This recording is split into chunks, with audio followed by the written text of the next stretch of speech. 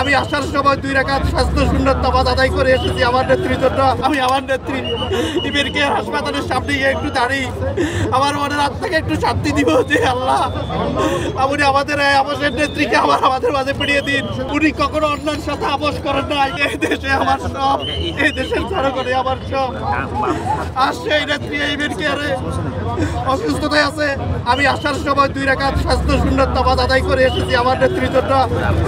আমি বলছি আল্লাহ আপনি আমার নেত্রীকে এই সংকটময় অবস্থায় এই দেশের মানুষের উপকারের সাথে আমার সুন্দর সুশৃঙ্খল গণতন্ত্র ফিরিয়ে আসুক আমাদের মাঝে।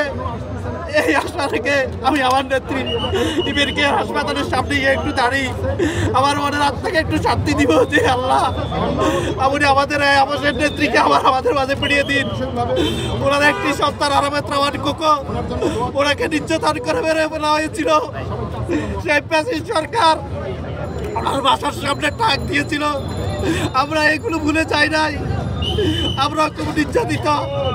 কিন্তু একটা কথা বলতে চাই, আজকে সর্বজনের নির্মাণ জন্য সবাই দোয়া করতেছে। এই কারণে উনি কখনো অন্যান্য সাথে আপোষ করেন নাই। উনি এক নেতা, এক নেত্রী, যার আদর্শে আমরা আজও বুকে নিয়ে সামনের দিকে আগাতে চাই। মহান রব্বুল আলামিনের কাছে আমার প্রার্থনা, হাজার হাজার মা বোন, কোটি মানুষের প্রার্থনা, উনি এই দেশের সংকটময় জীবনে আমাদের মাঝে ফিরে আসুক। আবার গণতন্ত্র সঠিকভাবে আমাদের মাঝে পুনরাবৃত্তি হোক।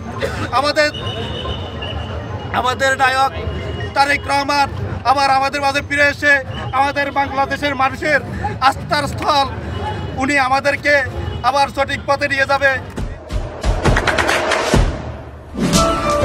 দেশে দেশে সবার সাথে দ্য নিউজ।